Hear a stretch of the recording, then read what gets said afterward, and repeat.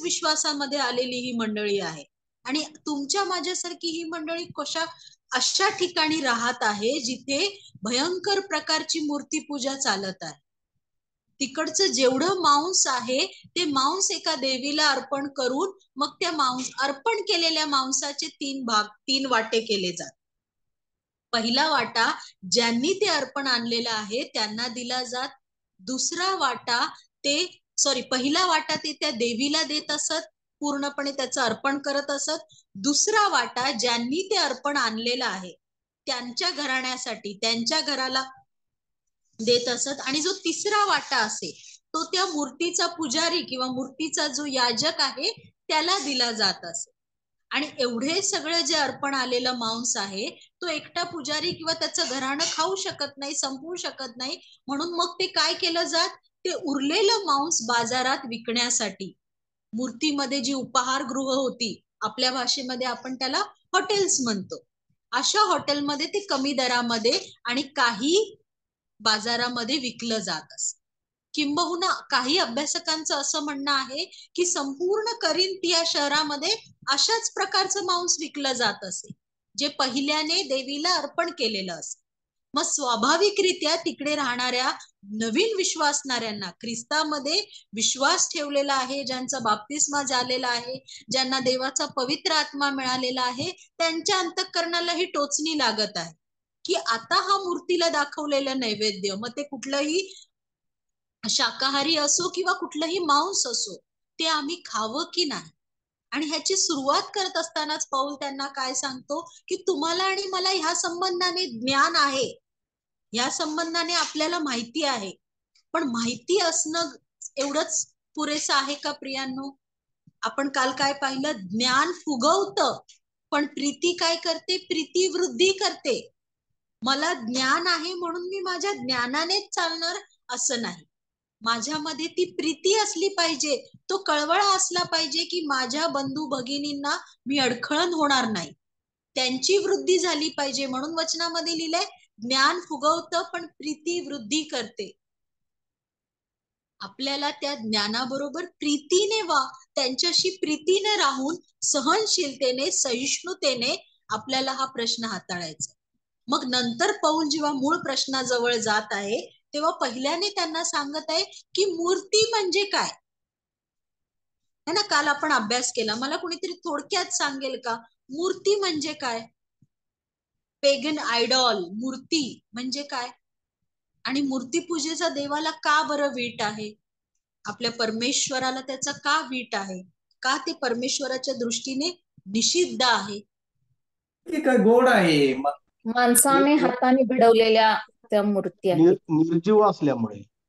निर्जीव आहेत देवाची है ना. वचनामध्ये कालच आपण पाहिलं, जो आपला जिवंत देव, जो आपला निर्माण करता, त्याची अशी ह्या जगात मूर्तीच नाहीये. हालेलुया. देवाची अशी कोणतीही मूर्ती नाहीये. देव जेव्हा इस्रायलाशी बोलत असे, देवाचं वास्तव्य, देवाचं ड्वेलिंग, देवाचं सानिध्य जेव्हा इस्रायलामध्ये आलं, ते कुठल्या मूर्तीद्वारे उतरलं का प्रियांनो?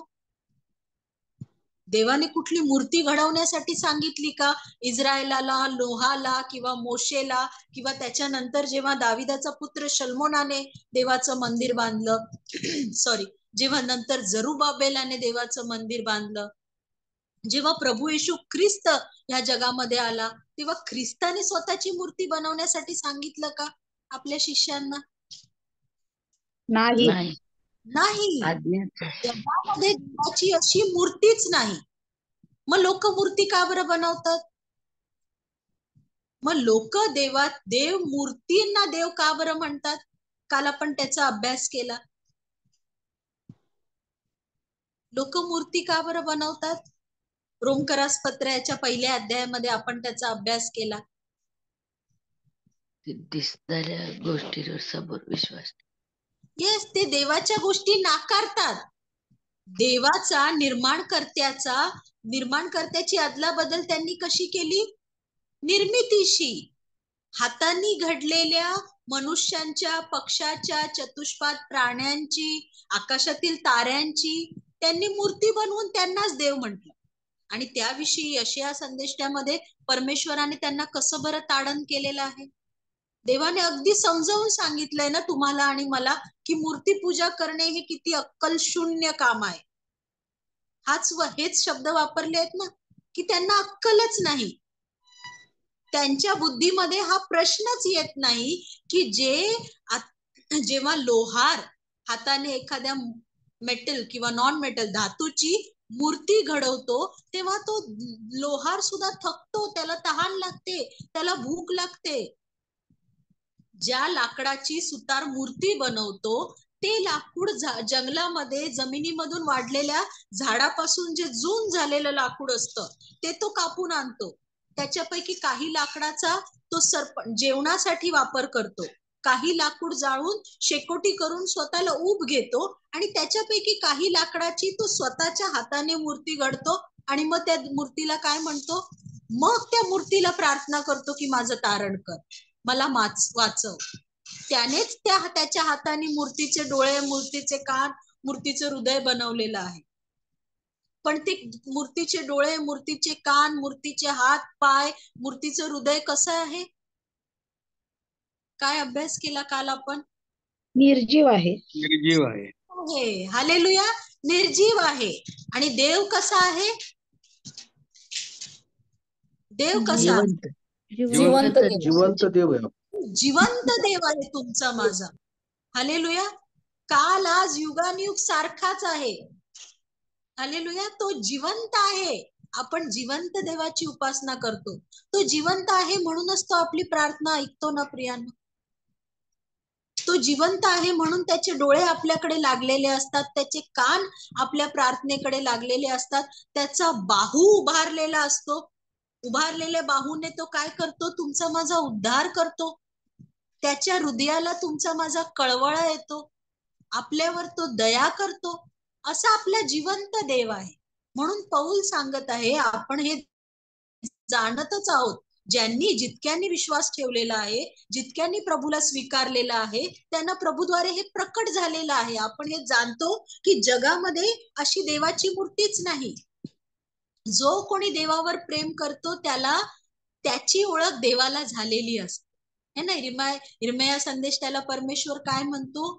युगाच्या स्थापनेपूर्वी, तुझ्या मातेच्या उदरात तुझी घडण होण्यापूर्वी मी तुला जाणतो. मी तुला कशी हाक मारलेली आहे? तुझ्या कुळाने, तुझ्या गावाने, तुझ्या शहराने का? मी तुला कशाने हाक मारलेली आहे? तुझ्या नावाने. तुझ्या नावाने हाक मारलेली आहे. इतका पर्सनली, इतका घनिष्ठ मी तुला ओळखतो. हालेलुया. आणि जितके देवावर प्रेम करतात तितक्यांची ओळख देवाला झालेली आहे. किंबहुना आपण ते वचन वाचलं की पहिल्याने देवाने आपणावर प्रीती केली म्हणून तुम्ही आणि मी देवावर प्रीती करू. आणि जितक्यांना देवाचा आत्मा मिळालेला आहे तितके देवपुत्र आहे, तितक्यांची ओळख देवाला आहे. आणि तुम्हाला आणि मला देखील देवाची ओळख आहे. म्हणून आपण जाणतो की जगात अशी देवाची मूर्तीच नाही, एकाखेरीज असा दुसरा कोणीही देव नाही. मग स्वर्गामध्ये असलेल्या, आकाशामध्ये असलेल्या गोष्टी, पृथ्वीवर वेगवेगळ्या गोष्टींची जी प्रतिमा बनवली जाते ते सर्व देव नाहीयेत. ती सर्व कोण आहेत? आपण काल अभ्यास केला. मूर्तीची उपासना करतात, आराधना करतात. ते वस्तुतः कशाची आराधना करतात? कुणाला नमन करतात? भूतांना, सैतानाला. ना आपण त्याचा अभ्यास केलाय. पुढे 1 Corinthians 10 मध्ये आपण त्याचा अभ्यास करणार आहोत. म्हणून येथे पौल सांगत आहे, आपणाला, 6वं वचन मी वाचते, तरी आपणाला एकच देव म्हणजे पिता आहे, त्याचपासून अवघी आहेत, आपण त्याच्यासाठी आहोत आणि आपल्याला एकच प्रभू येशू ख्रिस्त आहे, त्याच्याद्वारे अवघी आहेत आणि आपण त्याच्याद्वारे आहोत. हालेलुया. तुमचा माझा निर्माण करता एकच आहे, देव पिता, है ना. काल आपण तो संदर्भ वाचलेला, आज आपण परत वाचूया. यशाया 45, 5 ते 12 वचन कुणीतरी वाचा. यशाया 45, 5 ते 12.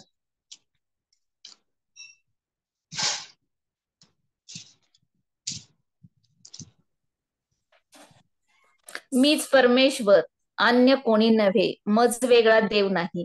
तू मला ओळखत नव्हतास तरी मी तुला सज्ज केले, जेणेकरून सर्वांनी जाणावे की उगवतीपासून मावळतीपर्यंत मज वेगळा कोणी नाही, मीच परमेश्वर, अन्य कोणी नव्हे. प्रकाश करता, अंधाराचा उत्पन्न करता, शांतीचा जनक व अरिष्टांचा उत्पादक मीच आहे. हे सर्व करणारा मी परमेश्वर आहे. हे आकाशा वरून वृष्टी कर, आभाळ धार्मिकतेचा पाऊस पडो, पृथ्वी उपलोक, तारण आणि धार्मिकता ही प्रफुल्लित होत, ती एकत्र उगवत. मी परमेश्वर यांचा उत्पन्न करता आहे. जो आपल्या उत्पन्नकर्त्याशी वाद घालतो त्यास धिक्कार असो. तो मातीच्या खापरापैकी एक आहे. तू काय करतोस असे माती आपल्या घडणाऱ्याला म्हणेल काय? तुला हात नाहीत असे तुझे कृत्य तुला म्हणेल काय? तू काय हा, तू तू काय जन्म देतोस असे जो आपल्या बापाला म्हणतो, आणि तू काय प्रसवतेस असे जो आईला म्हणतो त्याला धिक्कार असो. इस्रायलाचा निर्माण करता पवित्र प्रभू परमेश्वर म्हणतो, होणाऱ्या गोष्टीविषयी मला कोण विचारणार? माझे पुत्र व माझ्या हातचे कृत्य ही पहा, असे मला कोण म्हणणार? मीच पृथ्वी केली व तीवर मनुष्य उत्पन्न केले. मी म्हणजे माझ्या हाताने आकाश पसरले. मी आकाशासतेस आज्ञा दिली. आमेन. हालेलुया. लक्षात आलं प्रियांनो? परमेश्वर काय म्हणतो? मीच निर्माण करता परमेश्वर आहे. मीच सर्व निर्माण केलंय. तुम्ही माझ्या हातची कृती आहात. मी तुम्हाला माझी ओळख दिलेली आहे. तू मला ओळखत नव्हतास, पण मी स्वतःला प्रगट केलेला आहे. हालेलुया. तुम्ही कुंभार आहे, तू माझ्या हातची मातीचा गोळा आहे. मी पाहिजे तसा घडेन. मडकं कुंभाराला म्हणेल काय, तू हे काय घडतोस? पुत्र आपल्या बापाला किंवा पुत्र आपल्या आईला असं म्हणेल का की तू हे काय प्रसवलेलं आहेस? कधीच म्हणू शकत नाही. तसे आपण आपल्या निर्माणकर्त्याला प्रश्न विचारणारे किंवा त्याच्याशी वाद घालणारे कोण? परमेश्वर म्हणतो मीच ही सर्व पृथ्वी, सर्व आकाश, आकाशावरील आकाश निर्माण करणारा मी परमेश्वर आहे. मी आपल्या हाताने आकाश काय करतं? देवाची हस्तकृती दर्शवतं. हालेलुया. जेव्हा आकाशाकडे पाहाल ना, तेव्हा तो विचार करा की देवाने त्याच्या हाताने ते रेखाटलेलं आहे. हालेलुया. आकाश त्याचं सिंहासन आहे, पृथ्वी त्याचं स्वर्ग त्याचं सिंहासन आहे, पृथ्वी त्याचं पादासन आहे. तो निर्माण करता परमेश्वर म्हणत आहे. त्याच्यासाठी पौल म्हणत आहे की तुम्हाला आणि मला एकच पिता आहे. तुमचा माझा निर्माण करताना आपल्याला हजारो असंख्य देव नाहीत. एकच निर्माण करता तुमचा आणि माझा देव परमेश्वर आहे, ज्याच्या द्वारे सर्व काही झालेलं आहे. वचनामध्ये लिहिलंय त्याच पासून आपण अवघी आहोत, है ना? आपण अभ्यास केलेला आहे. जेव्हा प्रभूची वंशावळ लिहिताना काय म्हटलेलं आहे? जेव्हा आदामापासून सुरुवात केली जाते तेव्हा म्हटलं जातं आदाम तो देवाचा पुत्र. कारण आदामाला कुणी घडलं? देवाने घडलेला आहे. जगाच्या स्थापनेपूर्वी देव आपल्याला जाणतो म्हणजे काय? आपण त्याच्या कल्पनेमध्ये, आपण त्याच्या विचारामध्ये होतो. त्याने तुम्हाला आणि मला जन्म दिला आहे. हालेलुया. कारण आता जेव्हा तुमच्या माझ्यामध्ये ख्रिस्ताचं अविनाशी बीज आहे, तेव्हा आपण कुणाचे? देवाचे पुत्र आणि कन्या आहोत. त्याने तुम्हाला आणि मला जन्म दिला आहे. म्हणून लिहिलेलं आहे की त्याच पासून अवघी आहेत आणि आपण त्याच्यासाठी आहोत. आता जो कोणी जगतो तो कुणासाठी जगतो? स्वतःसाठी जगतो का? ख्रिस्तासाठी. येस. हालेलुया. कारण जगणे मला ख्रिस्त आहे. जो ख्रिस्त माझ्यासाठी मरण पावला, मला सार्वकालिक जीवन मिळावे म्हणून आता जो मी जगतो तो माझ्यातला मी नाही, तर माझ्या ठाई ख्रिस्त जगतो. मी आता ख्रिस्तासाठी जगत आहे. हालेलुया. म्हणून वचनामध्ये लिहिलेलं आहे आपल्याला एकच प्रभू येशू ख्रिस्त आहे. त्याच्याद्वारे अवघी आहेत आणि आपण त्याच्याद्वारे आहोत. एकच मसीहा आहे. तारणारा एकच प्रभू आहे. देव म्हणतो माझ्या हातून तुम्हाला कोण सोडवेल? देवाच्या हाती पडणे भयंकर आहे ना. जिवंत देवाच्या हाती पडणे भयंकर आहे. कारण आपला देव कसा आहे? भस्म करणारा अग्नी आहे. पण देवाच्या हातून आपल्याला कोण सोडवणार? कोण सोडवणार? कोण बरं सोडवणार? येशू. देवच. देवाच्या हातून आपल्याला देवच सोडवणार. हालेलुया. म्हणून वचनामध्ये लिहिलेलं आहे, आपल्याला एकच प्रभू येशू ख्रिस्त आहे, त्याच्याद्वारे अवघी आहेत आणि आपण त्याच्याद्वारे आहोत. हालेलुया. प्रारंभी काय होता? शब्द. देव. प्रारंभी प्रारंभी शब्द होता. शब्द कोणासह होता? प्रारंभी देवासह होता. देवासह. शब्द देवासह होता. आणि शब्द काय होता? देही होता. देव होता. शब्द देव होता. आम्ही परत एकदा ते वचन वाचूया. आपल्या सर्वांना ते वचन पाठ असलं पाहिजे. योहान कृत शुभवर्तमान त्याचा 1 अध्याय 1 आणि 2 वचन वाचा.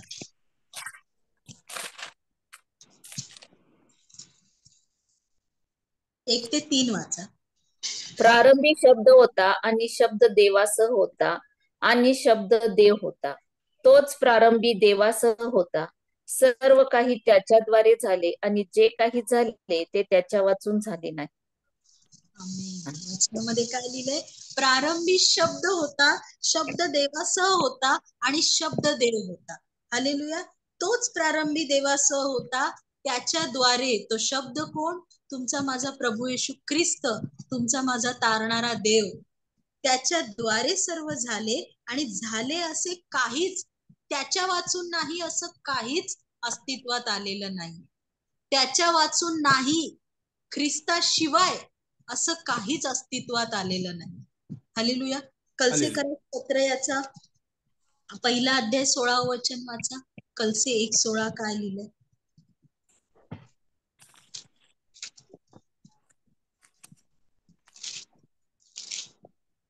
तेच वचन पौल लिहित आहे. कलसे 1:16. कारण आकाशात व पृथ्वीवर असलेले, दृश्य व अदृश्य असलेले, राज्ये, अधिपती, सत्ताधीश किंवा अधिकारी असलेले जे काही आहे ते सर्व त्याच्यामध्ये निर्माण झाले.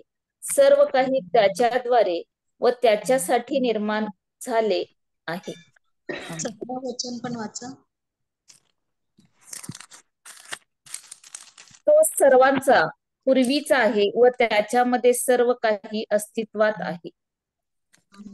कुणाविषयी वचन लिहिलेलं आहे? हालेलुया. येशू ख्रिस्त. येस, येशू प्रभू ख्रिस्त. ख्रिस्ताविषयी 15 वचन काय लिहिलंय?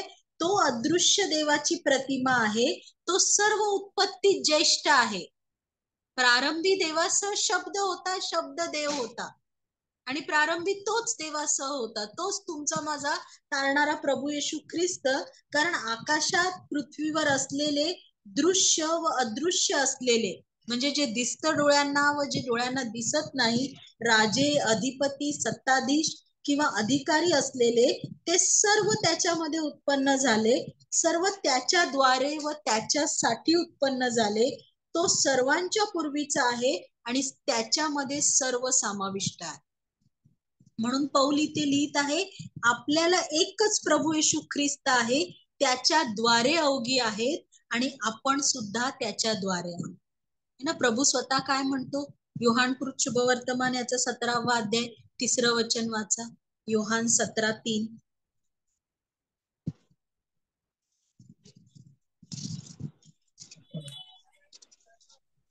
सार्वकालिक जीवन हेच आहे की तू जो एकच खरा देव, त्या तुला व ज्याला तू पाठविले त्या येशू ख्रिस्ताला त्यांनी ओळखावे. हेच सार्वकालिक जीवन आहे. प्रभू येशू ख्रिस्त काय म्हणतो? पुनरुत्थान आणि काय मी आहे? जीवन. येस, आमेन. पुनरुत्थान आणि जीवन मीच आहे. हालेलुया. वचनामध्ये प्रभू येशू ख्रिस्त म्हणत आहे, सार्वकालिक जीवन हेच आहे की जो तू एकच सत्य देव, त्या तुला व ज्याला तू पाठवले, ज्या तुझ्या एकुलत्या एका पुत्राला तू पाठवलेस, त्या प्रभू येशू ख्रिस्ताला त्यांनी ओळखावं. जितक्यांनी त्याला ओळखलेलं आहे, जितक्यांनी त्याला स्वीकारलेलं आहे, ते कशातून पार गेलेले आहेत? जितक्यांनी त्याच्यावर विश्वास ठेवलेला आहे, ते जीवनातून पार गेले. जीवनातून पार गेले, कशातून पार गेलेले? मरणातून पार गेले. मरणातून पार गेलेले आहेत. त्यांना मरण नाही, ते मरणातून सार्वकालिक जीवनामध्ये गेलेले आहेत. सार्वकालिक जीवन हेच आहे की तुम्ही आणि मी ओळखावं. व्यर्थ मनुष्याच्या हातांनी घडलेल्या कुठल्याही आकृतीच्या मागे न जाता जो तुमचा माझा निर्माण करता देव आहे त्याला ओळखावं. त्याने ज्याला पाठवलेलं आहे त्या पुत्रावर विश्वास ठेवावा. त्याच्या खेरीज दुसरा देव नाही. हालेलुया. हे वचन तुम्ही आणि मी जाणतो, हे तुम्ही आणि मी ओळखतो. त्यामुळे आपणाला माहितीये की मूर्ती हे काहीच नाहीये. जगामध्ये अशी देवाची मूर्तीच नाहीये. कारण मूर्ती जर देवाने स्वतःची घडू दिली असती तर काय झालं असतं? तर काय झालं असतं? मूर्तीपूजा झाली असती. मूर्तीपूजा झाली असती. आणि मूर्तीपूजा झाली असती तर काय? देवाच्या लोकांनी देवाचा झटून शोधच केला नसता. ते मूर्तीच्याच मागे लागले असते, मूर्तीप्रमाणे झाले असते. मूर्ती जशी मूर्तीला दिसत नाही, ऐकू येत नाही, बोलू शकत नाही, हात हलत नाही, म्हणजे कशी निर्जीव, जीव नसलेली. अनेक लोक जे मूर्तीच्या मागे लागलेले आहेत ते कसे आहेत? ते मृतवत आहेत. त्यांचं स्पिरिच्युअली दे आर डेड. आध्यात्मिक दृष्ट्या ते मृत आहेत. म्हणून पौल इथे सांगत आहे. आणि हे सर्व तुम्ही आणि मी विश्वासणारे जाणतो. पण आता जेव्हा आपण जाणत आहोत की देवाची मूर्तीच नाहीये, मूर्तीला दाखवलेलं अन्न म्हणजे त्याचं काहीच वेगळं असं महत्व नाहीये, तर आता आपण काय करा? आपण पुढचं वचन वाचूया. 7वं वचन वाचा, काय लिहिलंय? तथापि हे ज्ञान सर्वांच्या ठायी असते असे नाही, तर कित्येकांवर मूर्तीपूजेच्या सवयीचा संस्कार अजून राहिल्यामुळे ते मूर्तीला दाखविलेला नैवेद्य म्हणून खातात. तेव्हा त्यांची सद्सद्वी बुद्धी दुर्बळ असल्यामुळे ती विटाळते. आमीन. हालेलुया. आता काय लिहिलेलं आहे? आता हे ज्ञान तुम्हाला आणि मला विश्वासणाऱ्या सर्वांना आहे. पण तथापि पौल काय म्हणत आहे? जे आपणामध्ये नवीन विश्वासणारे आहेत त्यांच्याविषयी पौल लिहित आहे, तथापि हे ज्ञान सर्वांच्याच ठायी असतं नाही. सर्वांनाच ह्याची ओळख आहे, सर्वांनाच ह्याचं ज्ञान आहे असं नाही, तर कित्येकांवर मूर्तीच्या सवयीचा संस्कार अजूनही राहिला आहे. मूर्तीच्या सवयीचा संस्कार कसा बरं राहिलाय त्यांच्यावर अजूनही? आपल्यातील कुणावर राहिलाय का? आपल्यातील कुणावर राहिलाय का मूर्तीच्या सवयीचा संस्कार? का बरं राहतो मूर्तीच्या सवयीचा संस्कार? कारण ते अशा ठिकाणी राहत आहेत. प्रियांनो, समजून घे, तुमच्या माझ्या फार जवळची गोष्ट आहे ही. आता सुद्धा जर समजा आपल्या कोणी मित्र किंवा मैत्रीण किंवा आपल्या कोण शेजारी एखाद्या मंदिरातून जाऊन आले आणि त्यांनी सांगितलं ही गोष्ट घ्या, आपण हात कसा पुढे करतो? चुकून सवयीने आपण हात कसा बरं पुढे करतो? खरं सांगा, कसा पुढे करतो? मी माझं सांगते, माझा हात असा जातो, असा है ना. जसे ते लोक घेतात असं करून हात कोण पुढे करतं? खरं सांगा, मी कर. ह्याला काय म्हणतात? ह्याला काय म्हणतात? प्रॅक्टिकल गोष्ट आहे प्रियांनो, लक्षात घेऊया. कारण आपल्यावर मूर्तीच्या सवयीचा संस्कार झालेला आहे. आपण लहानपणापासून आजूबाजूला त्या गोष्टी बघतो, किंबहुना अजाणतेपणी आपणही काही वेळ अज्ञानामध्ये असताना त्या गोष्टी केलेल्या आहेत. आपणामध्ये असे काही बंधू भगिनी आहेत की ज्यांना अजूनही पूर्ण ज्ञान न झाल्याने वचनामध्ये लिहिलेलं आहे मूर्तीच्या सवयीचा संस्कार त्यांच्यावर अजूनही राहिल्यामुळे ते लोक मूर्तीचा तो नैवेद्य म्हणून खातात. नैवेद्य म्हणजे काय? नैवेद्य म्हणजे काय? प्रसाद. मूर्तीला दाखवलेलं. येस, मूर्तीला दिलेला नैवेद्य, मूर्तीला दिलेलं, मूर्तीला दाखवलेलं. आणि मूर्तीला दाखवलेल्याच्या विषयी ते काय म्हटलं जातं? तो पदार्थ किंवा ते अन्न काय म्हटलं जातं? काय गणलं जातं त्यांच्या लेखी? काय गणलं जातं? ते प्रसाद काय म्हणून देतात? अर्पण. मी काय करेन? अर्पण म्हणून देणार. आशीर्वादित आहे, त्याच्याद्वारे तुम्हाला आशीर्वाद मिळेल है ना, असं दिलं जातं. मूर्तीचा नैवेद्य काहीतरी आहे म्हणून तो दिला जातो. आणि असे आपणामध्ये विश्वासणारेही काही दुर्बळ असे आहेत, वचनामध्ये लिहिलेलं आहे, ते लोक मूर्तीचा तो नैवेद्य म्हणून खातात, तेव्हा त्यांचे मन किंवा त्यांची सत्सद विवेक बुद्धी, कारण अजूनही ते मानतात अरे काहीतरी विशेष पवित्र गोष्ट आहे, काहीतरी प्रसाद आहे है ना, आपल्या भाषेमध्ये म्हणायचं झालं, आणि तो तसा म्हणून खातात. आणि वचनामध्ये काय लिहिलेलं आहे? तेव्हा त्यांची सत्सद विवेक बुद्धी किंवा त्यांचे मन दुर्बळ असल्यामुळे ते विटाळते. विटाळते म्हणजे काय? विटाळते म्हणजे काय? एखादी गोष्ट विटाळणे म्हणजे काय? येस, पापात पडणे. पापात पडणे. त्याला योग्य शब्द काय? विटाळण्याचा अर्थ काय? विटाळ झाला म्हणजे काय? अशुद्ध झालं. अशुद्ध होणे. हालेलुया. त्यांचं मन, त्यांची सत्सद विवेक बुद्धी ते खाल्ल्याने, कारण ते त्या गोष्टीला पदार्थ म्हणून नाही, तर हा मूर्तीला दाखवलेला काहीतरी नैवेद्य आहे, काहीतरी पवित्र आशीर्वादित त्यांच्या मूर्तीला अर्पण केलेली म्हणून त्याला काहीतरी मानून, कारण त्यांच्यावर तशा सवयीचा संस्कार झालेला आहे. कधीतरी तुम्ही आणि मी सुद्धा त्या गोष्टींमध्ये होतो प्रिया, लक्षात घेऊ. आणि म्हणून तशा आईने ते खातात आणि त्यामुळे त्यांचे मन, त्यांची सत्सद विवेक बुद्धी विटाळते, अशुद्ध होते. आणि पुढे काय लिहिलेलं आहे? 8 आणि 9 वचन वाचा. देवापुढे आपली योग्यता अन्नाने ठरत नाही, न खाण्याने आपण कमी होत नाही आणि खाण्याने आपण अधिक होत नाही. आमीन. 9 वचन पण वाचा. तरीही तुमची मोकळीक दुर्बळास ठेच लागल्याचे कारण होऊ नये म्हणून जपा. है ना, तुम्ही मी जे विश्वासणारे आहोत, जे आपल्याला ज्ञान आहे की मूर्ती काहीच नाही, मग मूर्ती समोर ठेवलेलं, मूर्तीला दाखवलेले पदार्थ किंवा मूर्तीला अर्पण केलेले पदार्थ ते काहीच नाही, हे तुम्ही आणि मी जाणतो. आणि आपण जाणतो की आपली योग्य अयोग्यता खाण्याने किंवा पिण्याने देवासमोर ठरत नाही. तर कशाने ठरते आपली योग्य अयोग्यता? कशाने ठरते?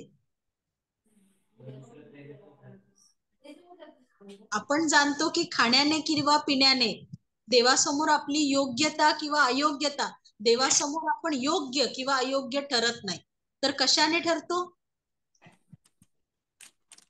विश्वासाने. विश्वास काय तो महत्वाचा. हालेलुया. प्रभू येशू ख्रिस्तावरील विश्वासाने आपल्याला नीतिमत्व प्राप्त होतं. आमीन. ख्रिस्तावरील विश्वासाने आपण देवासमोर योग्य ठरतो, खाण्याने किंवा पिण्याने नाही. देवाचे राज्य खाण्यात किंवा पिण्यात आहे का? नाही. जो खातो किंवा पितो तो कशासाठी खातो? पोटासाठी खातो का? शरीरासाठी. शरीरासाठी खातो का? जो खातो किंवा पितो तो कशासाठी खातो किंवा पितो?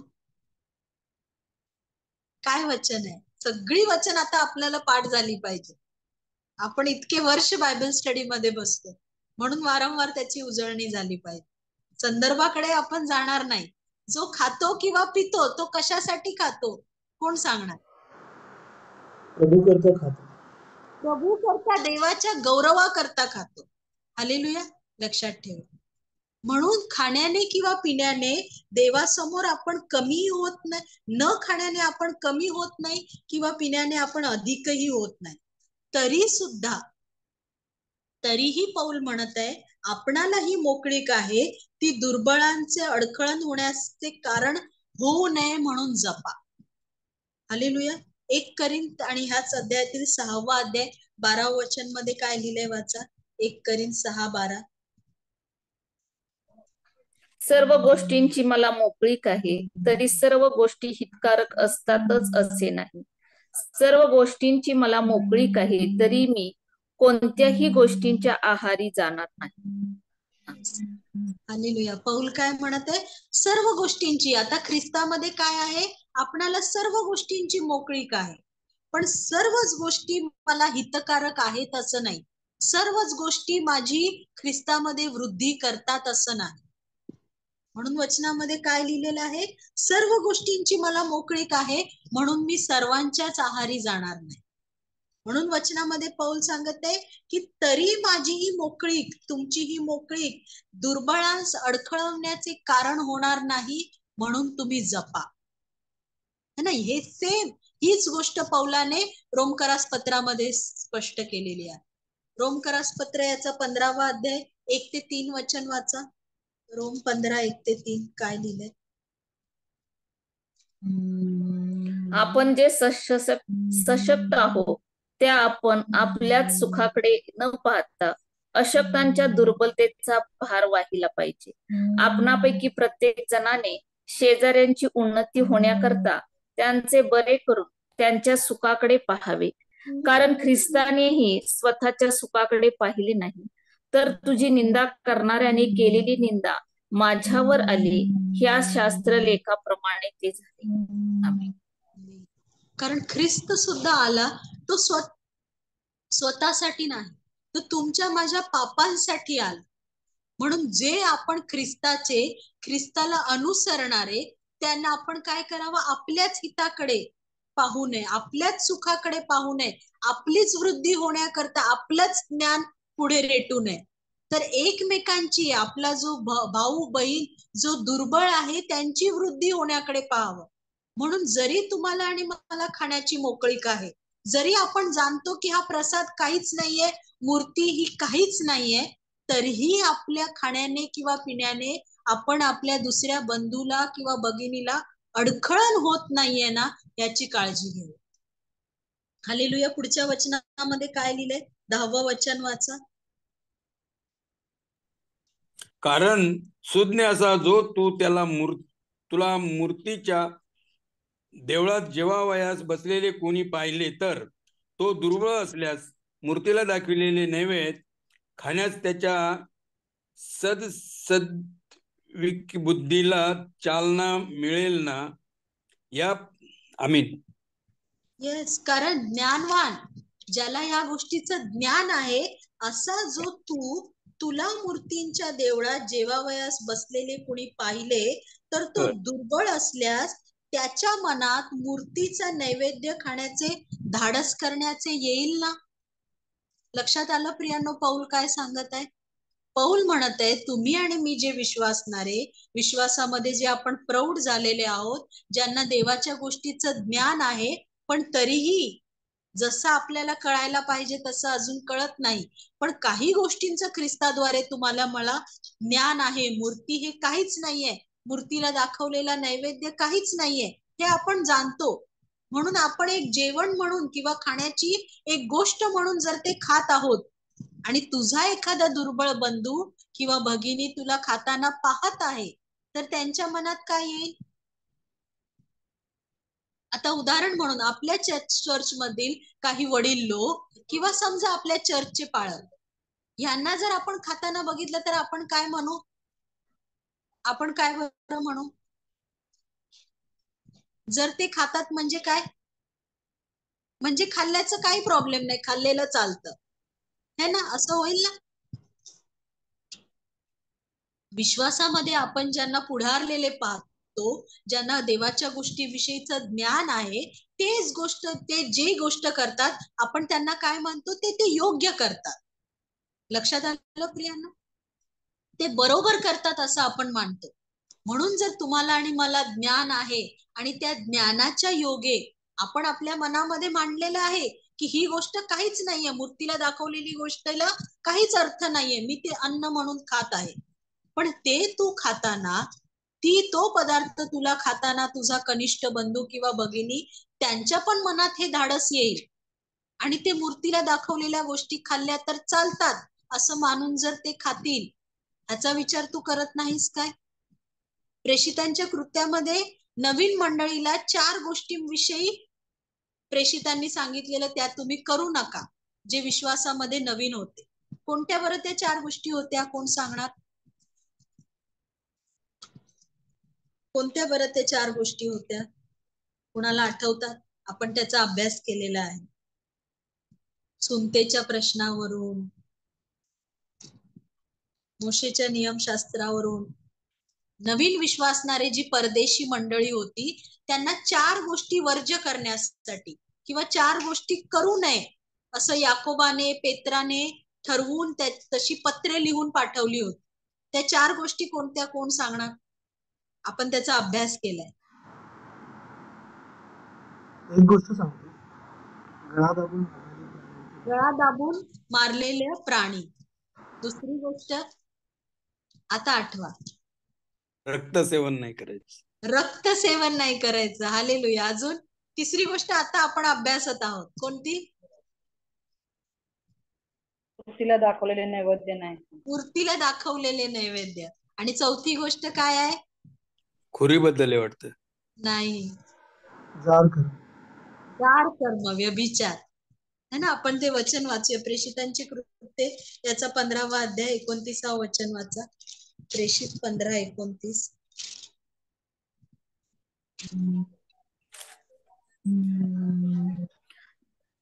त्या म्हणजे मूर्तीला अर्पिलेले पदार्थ, रक्त, गळा दाबून मारलेले प्राणी व जारकर्म ही तुम्ही वर्ज्य करावी. ह्यापासून स्वतःला जपाल तर तुमचे हित होईल. क्षेम कुशल असो. आमेन. प्रेषितांनी जी परदेशी मंडळी ज्यांना त्या गोष्टीची सवय लागलेली होती, ज्यांच्यामध्ये त्या गोष्टी होत होत्या, त्यांच्या हितासाठी त्यांना सांगितलेलं, त्यांनी अडखळू नये म्हणून त्यांना सांगितलेलं. आणि तीच आज्ञा पौल आता पुन्हा सांगत आहे की तुझ्या बंधूला, दुर्बळ असणाऱ्या तुझ्या बंधूला अडखळण होऊ नये म्हणून तू ते करू नकोस ना. पुढच्या वचनामध्ये काय लिहिलंय वाचा, 11 आणि 12 वचन. ह्याप्रमाणे ज्याच्यासाठी ख्रिस्त मरण पावला असा जो दुर्बळ बंधू, त्याचा तुझ्या या ज्ञानाच्या योगे नाश होतो. बंधू विरुद्ध असे पाप करून व त्यांच्या दुर्बळ सत्सद विवेक बुद्धीला धक्का देऊन तुम्ही ख्रिस्ताविरुद्ध पाप करीता. तुझ्या बंधूला जेव्हा तू गोंधळात टाकतोस, ते करण्यासाठी उत्तेजित करतोस, तुला पाहून ते करण्यासाठी तो जेव्हा उत्तेजित होतो, तेव्हा काय लिहिलेलं आहे? जो दुर्बळ, ज्याच्यासाठी, कारण ख्रिस्त कुणासाठी मरण पावला? ख्रिस्त कुणासाठी मरण पावला? वचन काय सांगतं? आमच्यासाठी, आपल्यासाठी, तुमच्या आमच्यासाठी, सर्वांसाठी. हालेलुया. योहान 3:16 काय आहे? देवाने जगावर एवढी प्रीती केली की त्याने आपला एकुलता एक पुत्र दिला, यासाठी की जो कोणी त्यावर विश्वास ठेवतो त्या कुणाचाही नाश होऊ नये, त्या सर्वांना तारण प्राप्त व्हावं. तू तुझ्या वागण्याने, तुझ्या खाण्याने अशा बंधूला अडखळण करत आहेस तर तू ख्रिस्ताविरुद्ध पाप करतो. कारण ख्रिस्त काय म्हणतो? जेव्हा तू बंधूतील एखाद्या कनिष्ठाला करतोस तेव्हा कुणाला करतोस? मला करतोस.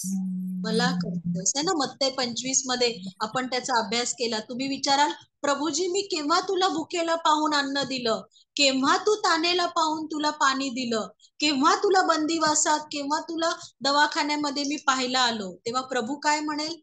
माझ्या तुझ्यातील एका कनिष्ठाला करशील तेव्हा तू मला करशील. शौल जेव्हा मंडळीचा छळ करत होता तेव्हा प्रभू येशू ख्रिस्त शौलाला काय म्हणाला? शौला शौला तू मंडळीचा छळ का करतोस? असं म्हणाला का प्रभू? शौला शौला तू माझा छळ का? शौला शौला तू माझा छळ का करतोस? कारण मंडळी कुणाची आहे? मंडळी कुणाचं शरीर आहे? ख्रिस्ताची आहे. ख्रिस्ताने खंडून घेतलेली आहे. लक्षात घेऊया. म्हणून आपण आपल्या बंधूला जर अडखळवीत आहोत, त्याला पाप करण्यास प्रवृत्त करत आहोत, तर आपण हे पातक कुणाविरुद्ध करत आहोत? ख्रिस्ताविरुद्ध करत आहोत. हालेलुया. म्हणून वचनामध्ये लिहिलेलं आहे, 13व वचन आहे, यास्तव भक्ष्यामुळे आपल्या बंधूला अडखळण होते, तर मी त्याला अडखळवू नये म्हणून मी मांस कधीच खाणार नाही. जर माझ्या खाण्याने, कारण आपण लक्षात घेऊया, करिंथ येथे अशी परिस्थिती होती की तिथे मूर्तीला अर्पिलेल्याशिवाय वेगळं असं मांसच मिळत नव्हतं. म्हणून पौल त्यांच्यासाठी लिहित आहे की जर माझ्या मांस खाण्याने माझ्या बंधूला भगिनीला अडखळण होत आहे तर मी ते खाणारच नाही. है ना. सेम तसंच पाऊल रोमकरास पत्राचा 14वा अध्याय 21वा वचन वाचा, काय लिहिलंय. रोम 14:21.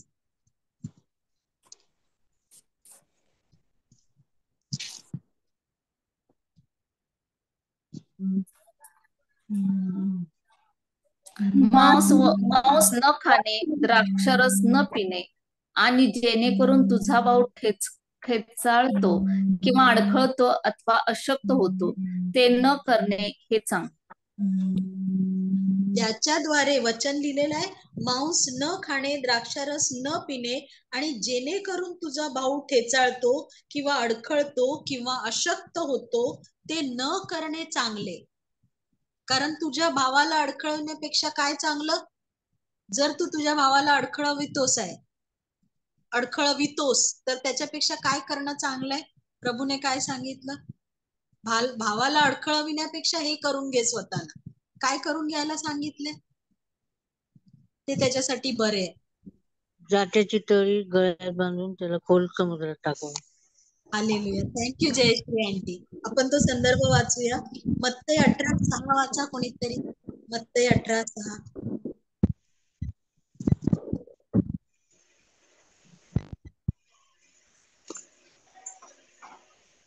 माझ्यावर विश्वास ठेवणाऱ्या ह्या लहानातील, इथे 18:6.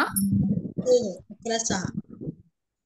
माझ्यावर विश्वास ठेवणाऱ्या ह्या लहानातील एकाला जो कोणी अडखळेल त्याच्या गळ्यात मोठ्या जात्याची तळी बांधून त्याला समुद्राच्या खोल पाण्यात बुडवावे, ह्यात त्याचे हित आहे. हालेलुया. लक्षात आलं प्रियानो?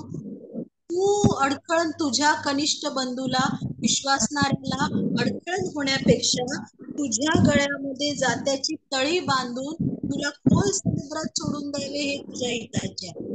म्हणून पौल इथे म्हणतो की माझ्या खाण्याने किंवा पिण्याने जर माझ्या बंधूला अडखळण होत आहे तर मी मांस कधीच खाणार नाही. कारण माझी मोकळीकता, माझं ज्ञान हे त्याला अडखळण्याचं कारण होईल.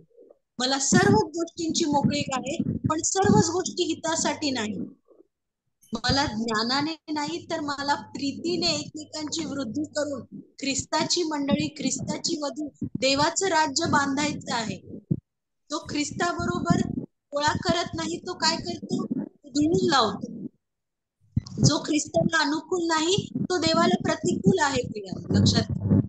म्हणून पौल इथे लक्षात घेऊया, मूर्ती काहीच नाहीये, मूर्तीला दाखवलेली गोष्ट काहीच नाहीये, पण जो आपला विश्वासणारा बंधू त्याला अडखळण होऊ नये, तो ह्या गोष्टी करण्याने तुम्ही आणि मी हे करत आहात.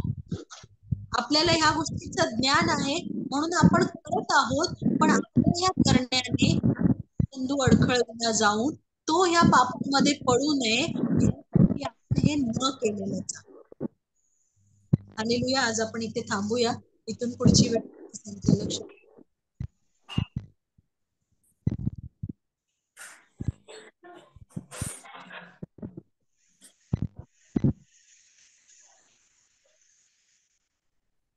हालेलुया.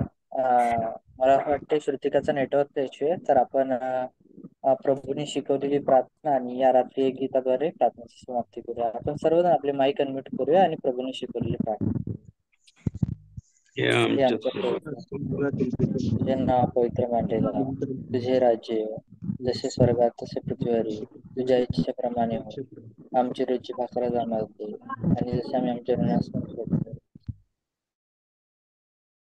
तसेच तू आमच्या ऋणी आम्हास सोड, आणि आम्हास पश्चात नकोस, तर आम्हास वाईटापासून सोड. कारण की राज्य, सामर्थ्य आणि गौरव ही सर्व काळात तुझीच आहे. आमेन.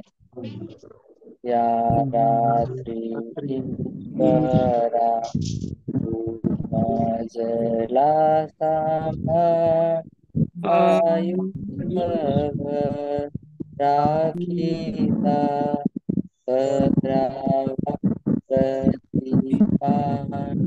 आमेन. Praise the Lord. Hallelujah. Praise the Lord. Good night. Thank you. Hallelujah. Praise Good the Lord. night. Jai Maa Siti. Praise the Lord. Good night. Good night. Praise the Lord.